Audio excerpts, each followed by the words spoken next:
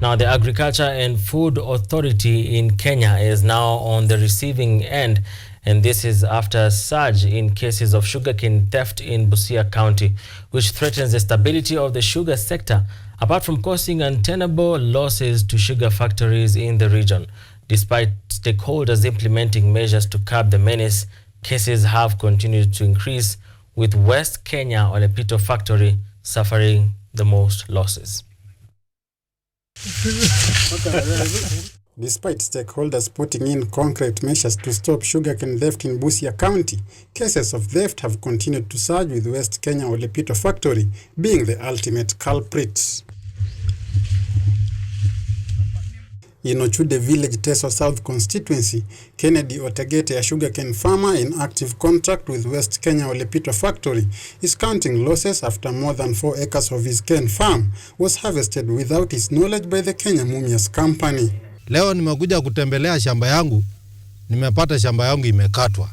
Miwa imebebwa na kampuni na tinga, ambapo nimekuja kuulizia majirani wa hapa, wananiambia wanashuku ni kama kampuni ilikuwa tinga ya Mumias.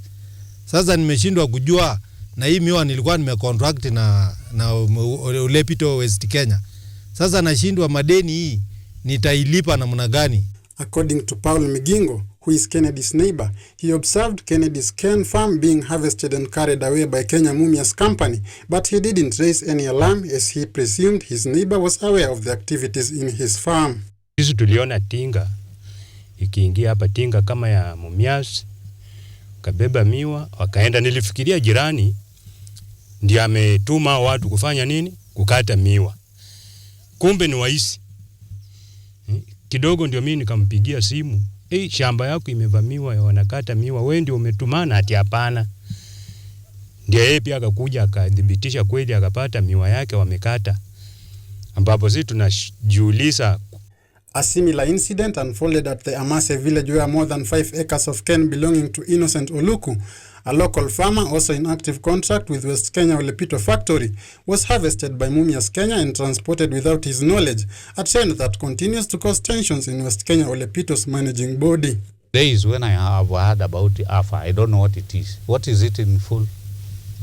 What is that thing you are telling me? They should in fact induct farmers, trade farmers, on when to harvest.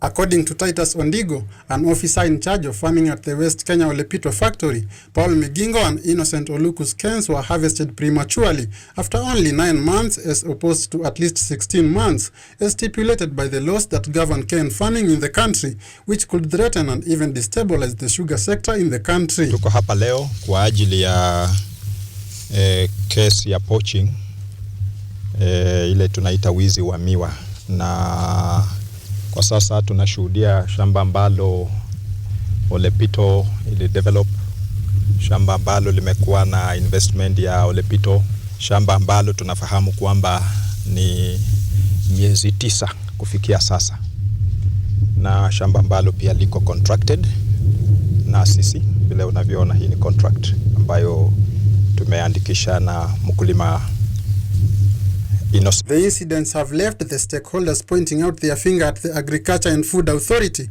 for failing to mitigate the problem and allowing some companies to operate above the law and ignore the laws governing cane farming, which could prove catastrophic in the long run. For KUTV, I'm Sam Metiaki.